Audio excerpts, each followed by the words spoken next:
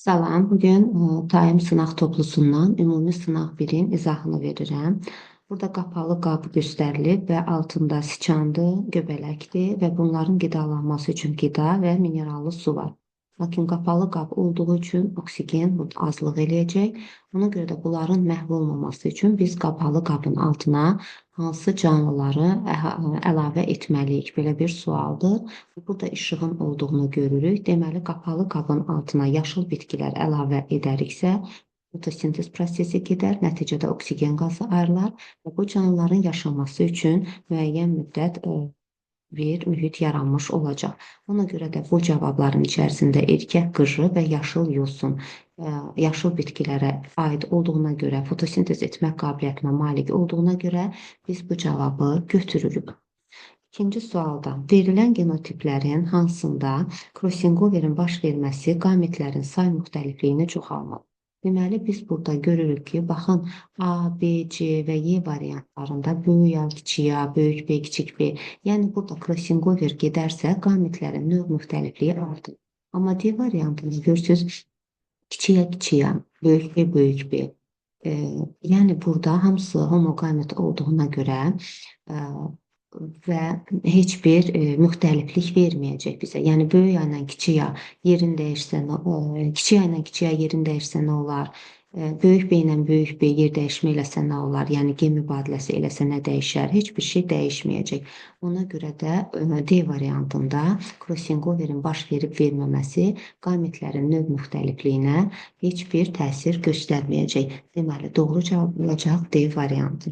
Üçüncü sualda da deyir ki, bərabər sayda nukleotid olan DNT molekulunun bir zəncirində olan nukleotidlər verilmişdir.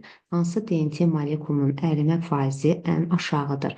Yəni də burada baxaraq şəkillərdən elə bir variantı seçməliyik ki, burada 3 qat hidrogen rabitələrinin sayı daha çox olsun ki, DNT molekulunun ərimə faizi ən aşağı olsun. Yəni, guanin və sitozinin sayı çox olan versiyanı seçməliyik və elə sxematik təsvirlərə də baxanda görürük ki, Y variantında guanin və sitozinin sayı adenin və timinin sayına nisbətən daha çoxdur digər variantlardan müqayisə etdikdə. Ona görə də burada doğru cavab olacaq Y variantı. Yəni, hidrogen rabitələrinin sayı hansı molekulda daha çoxdursa, bu DNT molekulunun ərimə faizi daha aşağı olacaq. Dördüncü sualda deyir ki, hansı bənddə uyğunluq pozulmuşdur? İlk bitki toxumalarının yaranması ordovid, bəli, bu doğru cavabdır. Sonra İlk iynə yarpaqlı bitkilərin yaranması, bu da daş kömür dövründə yaranıb, doğrudur. Çiçək təbaşirdə, dişlərin ixtisaslaşması isə Perm dövründə yırtıcı dişli sürünənlərdə ilk dəfə baş vermişdi. Amma Arxeopteriksin meydana çıxması isə Mezozoy erasının Yura dövrünə təbaşir edir. Burada isə cavab variantı olaraq demək yazılmışdır Trias. Ona görə də bu yanlış cavabdır. Yəni, uyğunluq pozulmuş cavabdır. Amma testin isə doğru cavabıdır. Götürürük Y variantını. 5-ci sualda deyir ki, eyni geoloji dövrdə meydana çıxanları seçin. Baxıq burada cavablara. Pəncə üzgəcli balıqlardır, çoxayaqlılardır, steqosefallardır. Bunlar hamısı Devon dövründə meydana gəlmişdir. Xarici skelet isə ilk dəfə Kembri dövründə, cücülərin uçan formaları isə daş kömür dövründə meydana gəlmişdir. Ona görə də eyni geoloji dövrdə meydana çıxanlar 1, 2 və 3. Doğru cavab C variantıdır. 6-cı suala baxaq. Bu da maraqlı sualdır. Aşağıdakı cədvəldə X, Y, Z, K və Q canlıları və onlardan əmələ gələn döllərin əlamətləri verilmişdir. Buna görə verilən əlamətlərə əsaslanaraq cədvəldə minimum neçə fərqli növün olduğunu söyləyə bilərik. Biz əvvəlcə növün tərifini yadımıza salaq. Dedik ki, müəyyən bir ərazidə yaşamağa uyğunlaşan, morfoloji, fizioloji, biokimyəvi cəhətdən oxşar olan, sərbəst çarpazlaşaraq döllü nəsil vermək qabiliyyətinə malik olan fərdlər cəminə növ deyilir. və deməli növün ən mühüm deməli əlaməti, eyni növdən olmanın ən mühüm əlaməti onların sərbəst çarpazlaşıb və çarpazlaşdıqdan sonra da döllü nəsil verməsidir. Məsələn, deyə bilərik ki, atla eşşək də çarpazlaşa bilir, nəsil də verir. Amma əmələ gələn nəsil, əmələ gələn fərd dölsüz olur. Yəni çünki onlar eyni növün fərdləri deyillər. Ona görə də biz burada bunların bu əmələ gələn fərdin döllü və ya dölsüz olmasına nəzər salmalıyıq. Deməli, burada göstərir ki, Y və Z çarpazlaşıb və əmələ gətirdiyi fərd dölsüz olmuşdur. Deməli, Y ayrı növə, Z də tamam başqa bir fərqli bir növə aiddir. K və X çarpazlaşıb, bu da dölsüz olmuşdur. Deməli, K ayrı növə, X də yenə ayrı növə aiddir ki, bunlar dölsüz fərd meydana gətirmişdirlər. Q və K bunların çarpazlaşmasından isə döllü nəsil əmələ gəlmişdir. Deməli, Q və K eyni növə məxsusdurlar. Ona görə də mən Q-nü elə K-nın qarşısına yazdım, qeyd elədim. Sonra K və Y də döllüdür. Y-i mən artıq burada görürəm. Deməli, Y elə K ilə eyni növə məxsusdur. Ona görə Y-i buradan silib, gətirib buradan qeyd edirəm. Çünki bu üçü eyni növə məxsusdur. Y və X dölsüz fərd meydana gətirmişdir. Deməli, X və Y ayrı-ayrı növlərdir. X burada zaten qeyd eləmişəm, Y də burada qeyd eləmişəm. X və Z bunlar da dölsüzdür. X buradadır, Z buradadır. Dölsüz fərd meydana gətirmişdirlər. Deməli, ayrı-ayrı növlərdirlər. Deməli, mən burada neçə fərqli növ görürəm? 1, bu ayrıca ikinci bir növ, bu isə üçüncü növ. Deməli, burada 4 fərqli növ göstərilmişdir.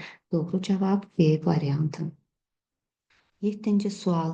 İlanın yumurtalığının çoxalma zonasına daxil olan böyük M, kiçik M, böyük N, kiçik M genotipli 3 ilkin cinsi hüceyrə 2 dəfə bölünmə keçirib. Bütün hüceyrələr yetişmə zonasına daxil olub. Əmələ gələn böyük M, kiçik M genotipli qametlərin sayı digər qametlərin hər birinin sayından 3 dəfə çox olarsa, neçə yönəldici cisimcik böyük M, kiçik M genotipli olar?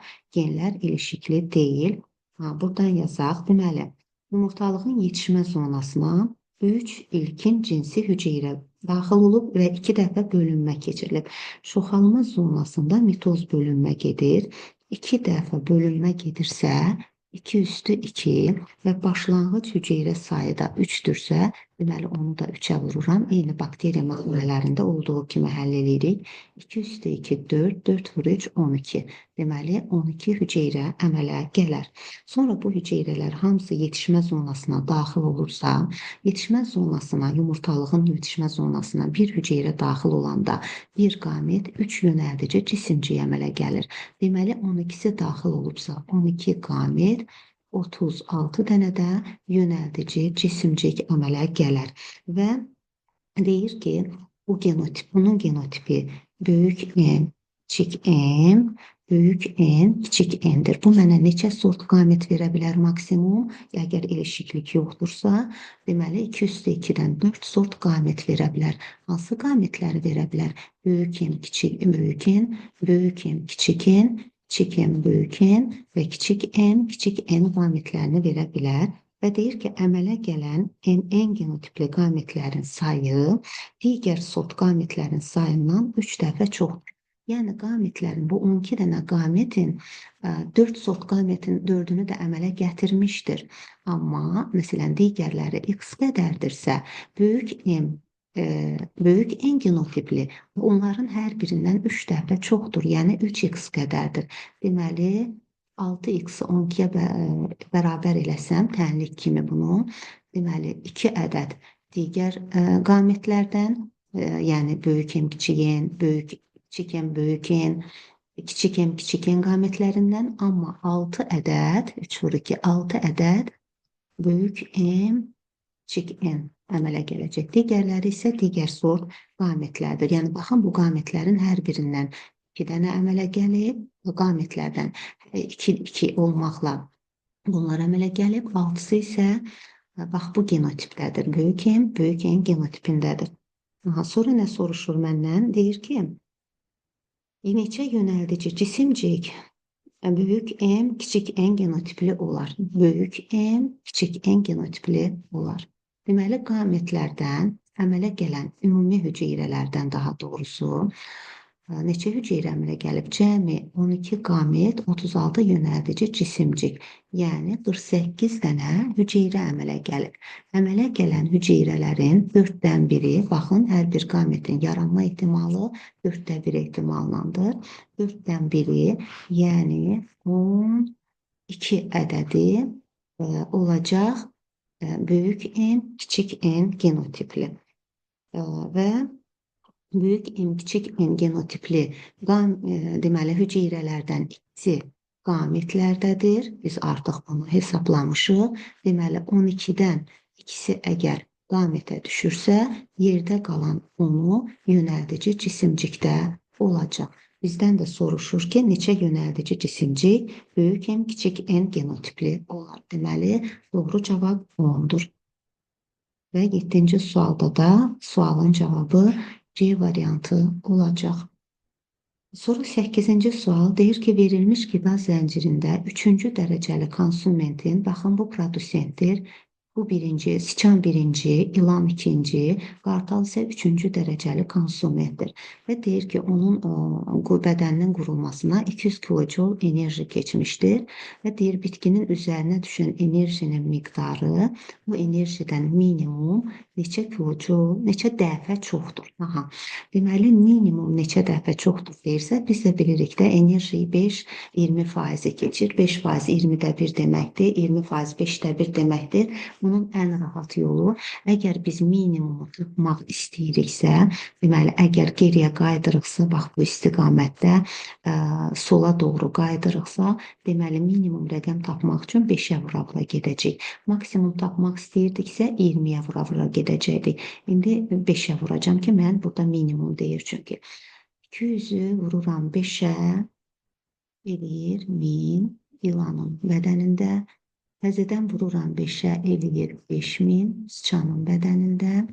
5000-i də vururam 5-ə, 25000 produsentin, bitkinin tərkibində və üzərinə düşən günəş enerjisi deyirsə, bitkilər günəş enerjisinin 1%-dən istifadə edirlər. Deməli, mən yanına 2-0 qoyuram, yəni 100-ə vururam ki, günəş enerjisini tapım və indi bunu müqayisə eləməliyəm. Bitkinin üzərinə düşən enerjini bölməliyəm 200-ə, qartalın bədənində toplanan enerjiyə və tapmalıyam ki, bu bundan neçə dəfə çoxdur. Böləndə də eləyəcək 12500.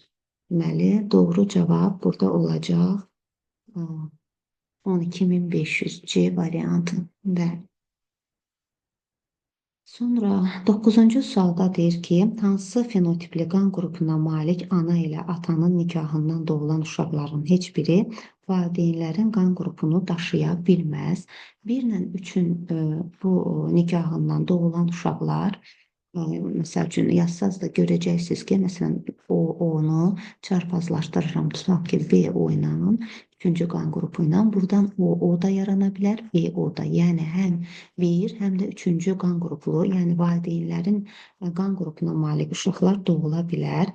2 ilə 3-ün nikahından da, məsələn, tutaq ki, A-O ilə B-O-nu çarpazlaşdırsam, buradan B-O da alınar, A-O da alınar, yəni hər iki valideynin qan qrupuna malik olan uşaqlar dünyaya gələ bilər. Həmçinin C variantında 1 ilə 3 elə A variantında olduğu kimidir, yenə də alınacaq. D variantına baxaq. D variantında 1 və 4.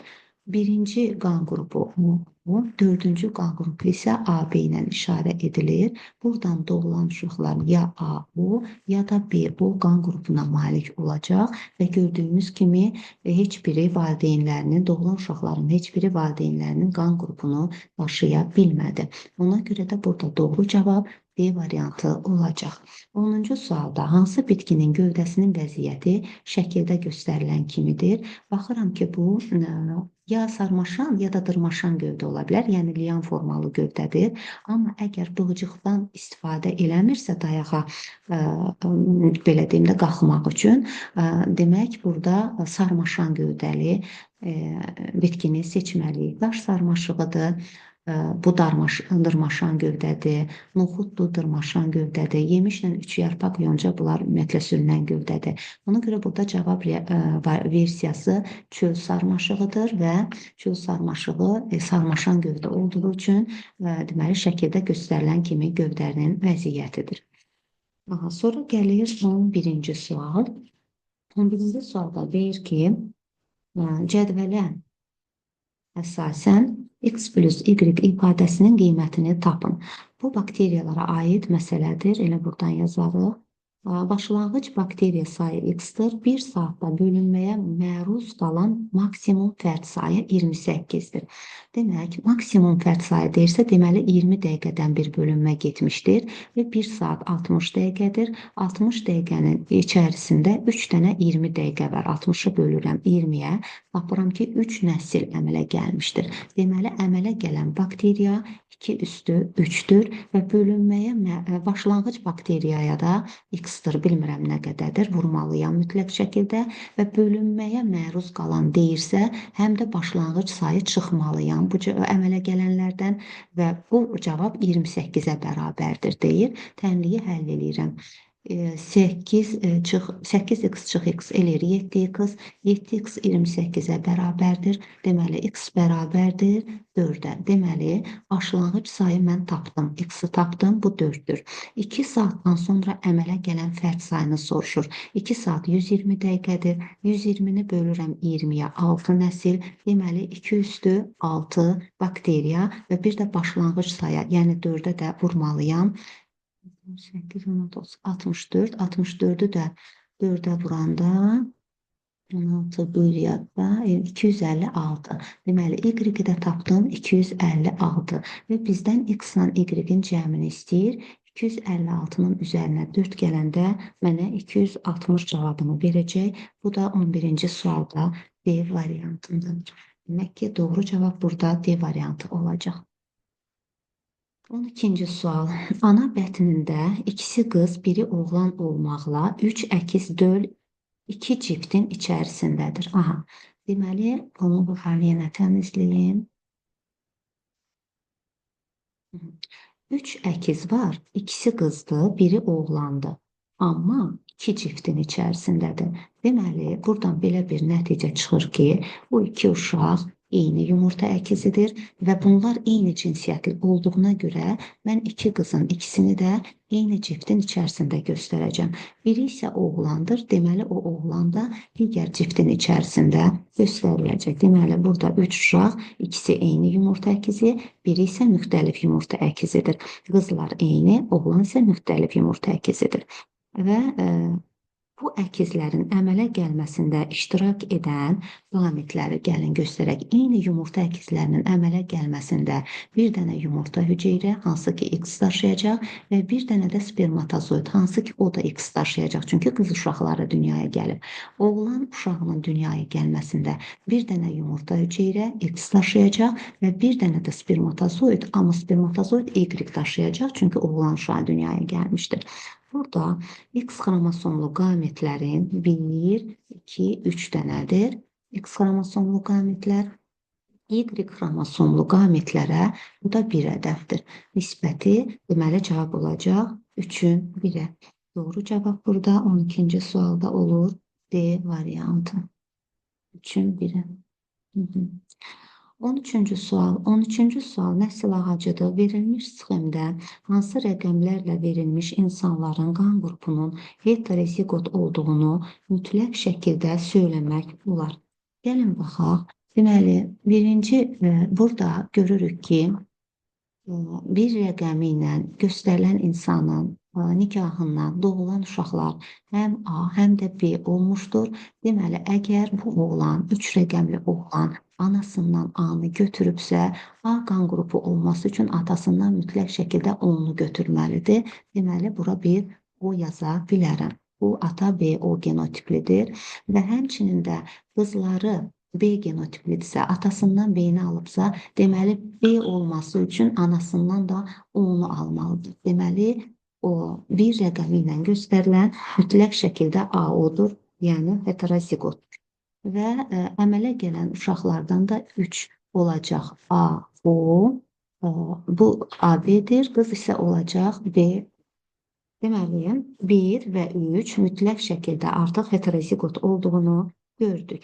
İndi baxaq, buradan görürük ki, AB dünyaya gələn uşaq, bax burada AB-dir və AB-dir və deməli, anasından A-nı, atasından B-ni almışdır. Amma biz bilmirik, atası BB də ola bilərdi, BO da ola bilərdi. Yəni, biz dəqiq şəkildə bunu deyə bilmərik ki, 2 heterozigotdur, yoxsa homozigot. Yəni, ona görə də biz 2 cavabını götürməyəcək. Bizə mütləq şəkildə söyləmək olar deyil. Çünki ola bilər ki, elə BB-dir, ana da elə A da ola bilər, O da ola bilər. Yəni, burada başqa birinci qan qruplu uşaq falan doğulmayıb ki, biz buna əsasən onların heterozigot olduğunu dəqiqliklə deyək. Ola bilər ki, anasından A-nı, atasından B-ni alıb, ola bilər ki, valideynlər hər ikisi homozigotdur. İndi baxırıq bura. Demək, buradan dünyaya gələn uşaq, A qan qruplu uşaq dünyaya gəlibsə, deməli, o atasından A-nı alıb, bəs anasından nə alıb ki, A qan qruplu olub? Təbii ki, O-nu alıbdır və AO. Deməli, 4 də mütləq şəkildə heterozigotdur. Lakin B5-i deyə bilmərəm, çünki o B-ni atasından alıbsa, anasından da B ala bilər və yaxud dəqiq deyə bilmərəm. Yenə də ola bilər ki, anasından O-nu alıbdır. Yəni, bu 5 BB-də ola bilər, BO da ola bilər. Bunu mütləq şəkildə söyləmək mümkün deyil. Ona görə də burada doğru cavab 1, 3 və 4. Yəni, A variantı olacaq. 14-cü sual. Atomların birinci növ miqrasiyasında neçə aləmin nümayəndəsi iştirak edə bilər?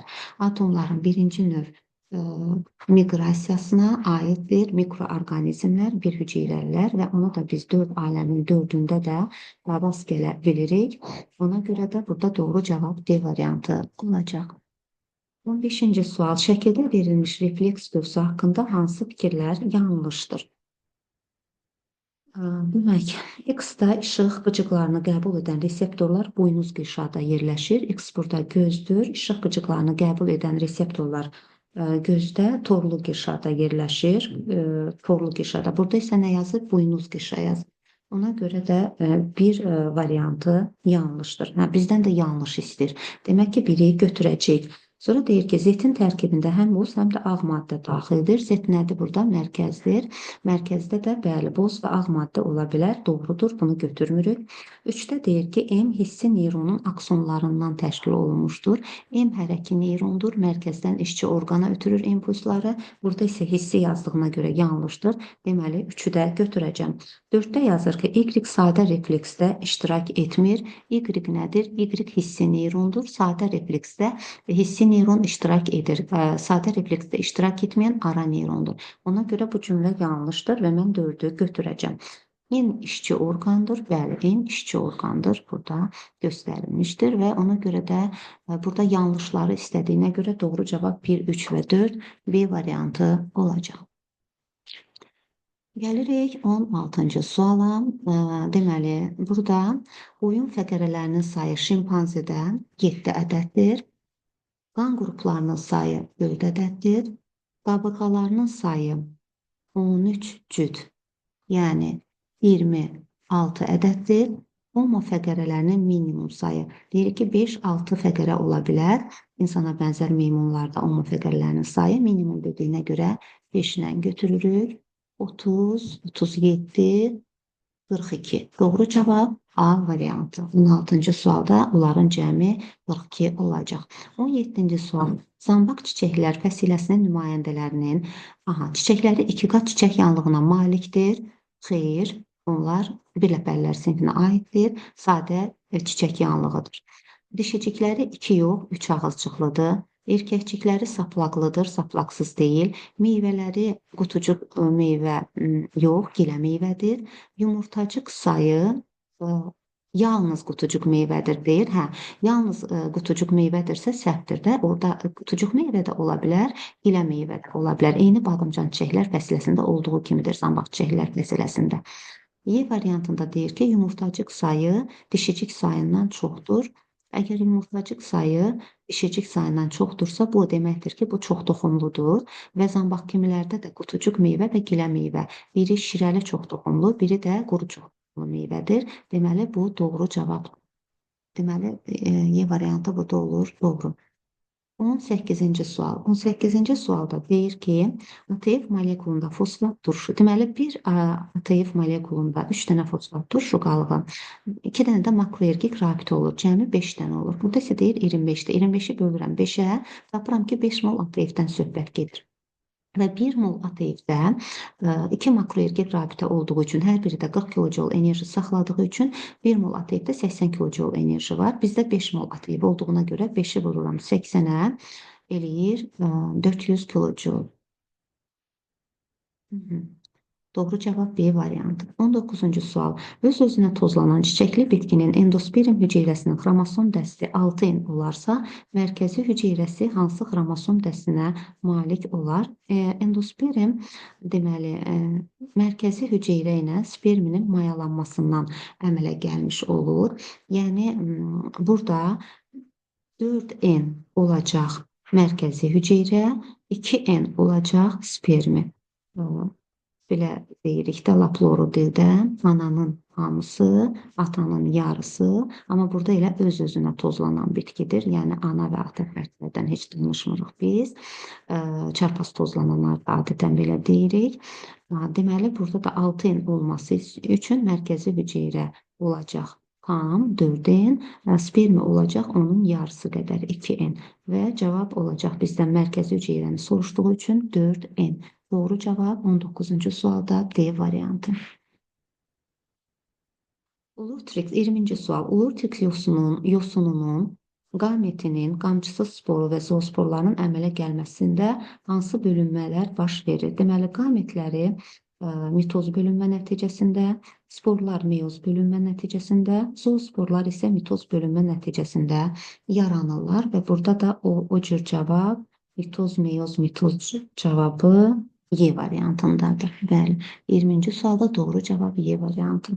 21-ci sual. Verilən cədvəldə 4 fərqli canlı növündən alınan DNT molekullarındakı timin nukleotidlərinin sitozin nukleotidlərinə olan nisbəti verilib və cədvələ əsasən bu DNT molekullarının hansında adenin və timin arasında hidrogen rabitələrinin sayı guanin və sitozin nukleotidlərinin arasındakı hidrogen rabitələrinin sayına bərabər olar deyir. Burada timinin sitozinə nisbəti 3-ün 2-yədir. Timinin qarşısında 2 hidrogen rabitə olur. Yəni 3 pay timinin qarşısında 3 vur 2, 6 dənə rabitə olar. 2 pay sitozinin də qarşısında, sitozinin qarşısında 3 hidrogen rabitə olur. 2 vur 3, 6 dənə yenə olar. Deməli, əgər timinin sitozinə nisbəti 3-ün 2-yədirsə, burada hidrogen rabitələrinin sayı da 6-nın 6-yadır. Yəni, 1-in 1-ə nisbətindədir, yəni bərabərdir. Deməli, biz 1-i götürə bilərik. Yerdə qalan versiyalarda heç biri özünü doğrultmayacaq. Məsələn, 1-də olacaq 2 pay hidrogen rabitə, 1-in 3-ə nisbətidirsə, 3-ü də 3-ə vuranda 9 pay. Ona görə burada bərabər deyil. Həmçinin də 3-də, 4-də yoxladıqda görürük ki, bu özünü doğrultmur. Deməli, burada doğru cavab yalnız A variantı olacaq. 22-ci sual. Qırmızı yosunlara aiddir. Laminaria qonur yosundur. Rhodymenia qırmızı yosundur. Ulva yaşıl yosundur. Makrosistit qonur yosundur. Spirogyra yaşıl yosundur. Porfira qırmızı yosundur. 3 və 6. 22-ci sualda doğru cavab A variantı. 23-cü sual. Kərtənkələnin döş fəqərələrinin sayı onurğa şöbələrinin sayından kərtənkələ sürünənlərə aiddir. Onurğa şöbəsi də 5 şöbədən ibarətdir. Boyun, döş, bel, moma və quyruq şöbələrindən. Bundan 3 dəfə çox olarsa, deməli 15 ədəd döş fəqərəsi var. Əgər 15 ədəd döş fəqərəsi varsa, 15 ədəd döş fəqərəsi var. döş qəfəsinə aid olan sümüklərin sayını istəyir bizdən. Deməli, hər döş fəqərəsinə 2 qabırğa birləşirsə, 15 döş fəqərəsinə 30 dənə qabırğa birləşəcək və onlar da qabaqda, qarşı hissədə gəlib bir ədəd döş sümüyünə birləşəcək. Deməli, cəmi neçə elədi? 46 sümükdən ibarət oldu. Deməli, 23-cü sualda doğru cavab olacaq B variantı. 24-cü sual, verilənlərdən hansı həm emosiyaların yaranmasında, həm də idarə olunmasında iştirak edəcək? Deməli, biz deyirik ki, emosiyaların yaranmasında iştirak edir gicgah payı, alın payı və ara beyin, emosiyaların idarə olunmasında isə iştirak edir və yarımkürələrin alın payı. Deməli, həm yaranmasında, həm də idarə olunmasında iştirak edən oldu alın payı. Deməli, 24-cü sualda doğru cavab B variantı olacaq. 25-ci sual. 25-ci sualda deyir ki, verilənlərin neçəsində hepatit C virusunun tərkibində olan nuklein turşusuna rast gəlinir. Hepatit C-nin təsviri 9-cu sinif dərsliyində verilmişdir. Təbii ki, bütün virusların tərkibi, bütün hepatit viruslarının tərkibi RNT tərkibli deyil. Məsələn, hepatit B-də deyirik DNT tərkiblidir. Amma məsələn, hepatit C-nin şəkli verilib dərslikdə, o RNT tərkiblidir. Deməli, biz elə cavab versiyalarını tapmalıyıq ki, onun tərkibində ribonuklein turşusu, yəni RNT olsun. Xloroplastın tərkibində var, ribosomun tərkibində ribosom RNT-si var, xromosomun tərkibində DNT-dir, RNT deyil, lizosomun tərkibində nuklein turşusu yoxdur, mitoxondrinin tərkibində RNT var, Golgi kompleksində yoxdur. Deməli, burada doğru cavab 25-ci sualda 3-dür, yəni E variantıdır. 26-cı sual. Meyoz bölünmə zamanı əmələ gələn hüceyrələrdə xromosom sayının 2 dəfə azalmasına səbəb hansı mərhələdə baş verən prosesdir? Deməli, reduksion bölünmə, meyozis sözünün mənası azalma deməkdir və biz meyoz bölünməni reduksion bölünmə adlandırırıq. Bunun da səbəbi anafaza 1 mərhələsində 2 xromatitli xromosomların qütblərə çəkilməsidir. Ona görə də burada doğru cavab olacaq C variantı. 27-ci sual, uyğunsuzluğu müəyyən edin deyir. Baxaq, ektoderma, sinir sistemi ektoderma mənşəlidir, xolta endoderma mənşəlidir, gözün torlu qişası ektoderma mənşəlidir, amma burada mezoderma mənşəli yazıb. Ona görə də yanlış cavab, uyğunsuz cavab elə bu olacaq. 28-ci sual, verilmiş sxemə əsasən X, Y, Z ifadələrinin qiymətlərini tapın. Cəmini tapın. Kök hüceyrəsinin xromosom sayı 24-dürsə, deməli, mərkəzi hüceyrədə 24 olacaq. Endosperm isə özünə tozlanan bitkidir, özü və yarısı. Deməli, 24 üstəgəl 12 eləyəcək 36. Endosperm isə özünün yarısı qədər olacaq. 24-dürsə olacaq 12 və biz bunları topladıqda neçə eləyir? 72 eləyir. 28-ci sualda 72, bəli, Y variantındadır. Doğru cavab. 29-cu sual. Bitkinin əsas gövdəsi inkişaf edir. Biz demişik, toxumun rüşeym kökçüyündən əsas kök, rüşeym gövdəciyi digər hissələri üzərində daşıyır. Rüşeym tomurcuğundan isə əsas gövdəsi inkişaf edir. Deməli, 29-cu sualda rüşeym tomurcuğu. Doğru cavab B variantı olacaq. 30-cu sual. Bərabər sayda buğumu olan yasəmən, oleander və günəbaxan zoğlarında cəmi 30 yarpaq olarsa, bu zoğlarda maksimum neçə buğum arası olar? Bunu buradan təmizləyim. Və buradan yazacağım. Demək, deyir ki, bərabər sayda buğumu var. Yəni, mən yasəməndə də, oleanderda da, günəbaxanda da buğumların sayını X ilə işarə edə bilərəm. Və cəmi deyir, 30 yarpaq var. Bir yasəməndə yarpaqlar qarşı-qarşıya birləşdiyinə görə bir buğuma 2 yarpaq birləşər. Oleanderda isə maksimum buğum istəyir. Deməli, minimum sayda yarpaq 3 ədəd tophalı düzülüşdür. 3 ədəd yarpaq birləşər bir buğuma. Günəbaxanda isə növbəli düzülüşdür. Ona görə bir buğuma bir yarpaq Yəni x buğumada x yarpaq birləşər. Cəmi isə 30 yarpaq vardır. 6x 30-a bərabərdirsə, x də 5-ə bərabərdir. Deməli, hər zoqda 5 buğum olmuşdur. Buğum sayını, çünki mən x-dan işarə eləmişdim. Və bizdən buğum arasını istəyir. Buğum sayından bir çıxmaqla buğum arasını taparıq. Hər zoqda 4 buğum arası var və 3 zoq olduğuna görə 3-ə də vuraram. Cəmi 12 ədəd buğum arası var. Deməli, 30-cu sualda doğru cavab 12, yəni D variantıdır. Davam eləyirəm. 31-ci sual. Uyğunluq hansı variantla pozulmuşdur? Çiyələk bığcıqlarla, bəli, bu şəkildəşmə var və bununla çoxalır. Nərgizdə soğanaq var, yer köküdə meyvə kökü, qaymaqotunda kökümsov yox, kök yumruları var. Qaymaqotu, batat, georgin. Biz onlarda kök yumruları deyirik. Yəni əsas, üzr istəyirəm, əlavə və yan köklərin şəkil dəyişməsidir. Buna görə burada doğru cavab B variantıdır. Georgində isə kök yumrusudur. İndicə dedik, batak, georgin və qaymaqotu. Bunlar da kök yumrularıdır. Deməli, 31-ci sualda D variantı. 32-ci sualda burada çap səhvidir. X-in yerinə 26 qeyd eləyin. Burada da Z-lə Y-in cəmini bizdən istəyir. Somatik hüceyrəsində olan xromosom sayı əgər 26-dırsa, mitoz bölünmədən əmələ gələn hüceyrədə, söhbət bir hüceyrədən gedir, xromosom sayı elə 26 olacaq. Çünki mitoz zamanı xromosom sayı dəyişmir. Meyoz bölünmədən əmələ gələn hüceyrədə isə xromosom sayı yarıya endirir meyoz. Xromosom sayını 12 yox, 26-nı 2-yə böləndə 13 olacaq. 26 ilə 13-ün cəmini istəyir məndən. Bu da 39 eləyəcək. Deməli, doğru cavab B variantı olacaq. 33-cü sualda nə deyir? Deyir ki, toxumla çoxalan çiçəkli bitkinin bilavasitə gövdəyə birləşən köklərinin cəmi, demək, bir də bunun şəklini də burada çəkim, şəkil üzərindən birləşən köklərinin cəmi deyir 15 ədəddir.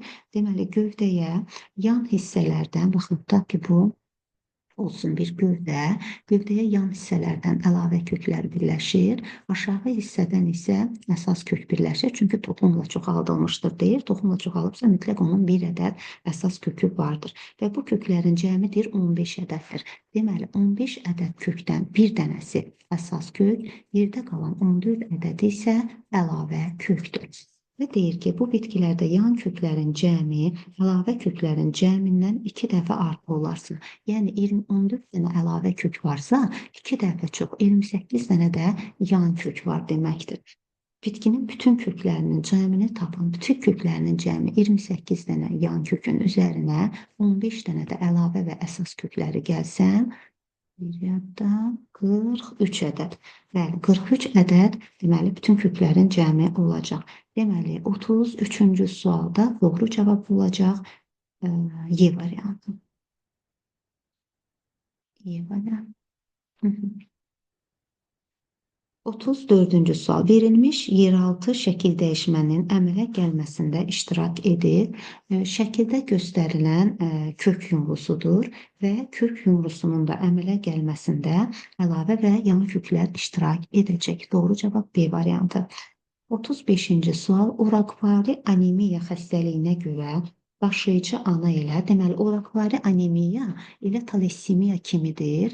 Yəni, autosom resessiv xəstəlikdir. Mən də daşıyıcı ananı böyük ya kiçik yayla, daşıyıcı atanı da yenə böyük ya kiçik yayla işarə eləyə bilərəm. Və bunların nikahından dünyaya gələcək ilk 3 uşağın anemiya olma ehtimalı neçədir? Burada nə əmələ gələ bilər? Böyük ya böyük ya, 2 pay böyük ya kiçik ya və kiçik ya kiçik ya və anemiya burada resessiv autosom resessiv xəstəlik olduğuna görə kiçik ya genotipi mənə xəstə uşaqları göstərəcək. Yəni 4-dən 1 ehtimal yox. Lakin ilk 3 uşaq dediyinə görə hər birinin 4-dən 1 ehtimalla xəstə olmaq ehtimalı var. Ona görə ehtimalları bir-birindən buluq. 4 vur 4, 16, 16 vur 4, 64. 64-də 1 ehtimalla xəstə uşaq dünyaya gələcək. Deməli, 35-ci sualda doğru cavab D variantı olacaq. 36-cı sual deyir ki, xordallar tipinə aid olan canlıların seleksiyası ilə məşğul olmamışdır. Burada da doğru cavab olacaq Astaurov. Çünki Astaurov tut ipək qurdunun poliploid formalarını almışdır. Onlara ilk dəfə poliploidliyi tətbiq eləmişdir və bu isə xordallar tipinə yox, tut ipək qurdu buğum ayaqlılar tipinin pulcuq qanadlılar dəstəsinə, yəni kəpənəklərə aiddir. 37-ci sual. Burada da demək, şəkildə verilən hüceyrə orqanoidi haqqında hansı fikir yanlışdır deyir. Bu iki membranlı bir orqanoiddir. Xloroplastın təsviri verilmişdir burada. Üst-üstə yığılmış tilakoidlərdən ibarət qlanları göstərir. Yəni iki membranlı bir orqanoiddir. Özünü törətmə qabiliyyəti var, bəli, çünki DNT-yə malikdir.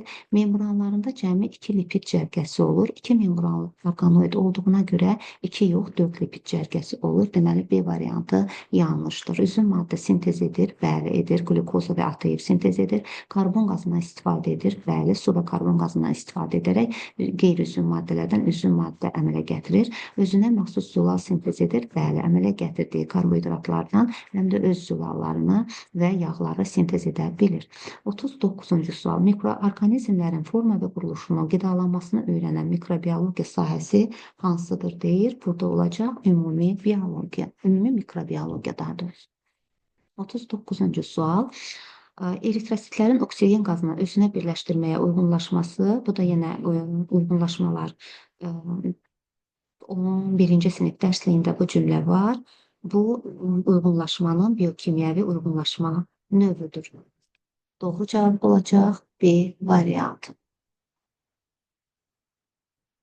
40-cı sual. Beyin həcmi 1400 kub santimetr olan qədim insanlara aiddir. Deməli, söhbət gedir Neandertallardan. Neandertalların beyninin həcmi 1400 kub santimetrə bərabər idi. İlk müasir heyvanlardır. Xeyr, ilk müasir heyvanlar deyil, qədim insanlardır. Boyları 180 santimetrə çatırdı. Xeyr, onlar balaca boy idilər, vasitə boy idilər, daha doğrusu 155 santimetrə çatırdılar. Qalıqları Afrikada rast gəlinmişdi. Xeyr, Avropa və Asiyada rast gəlinmişdi. Əmək alətlərini bəzəyirdilər. Xeyr, əmək alətlərini bəzəyən kromanyonlar idilər. Mağaralarda yaşayırdılar. Bəli, mağaralarda müxtəlif sığınacaqlardan istifadə edirdilər. Amma əsasən mağaralarda yaşayırdılar. Bu da dərsliyin cümləsidir. Deməli, doğru cavab olacaq B variantı.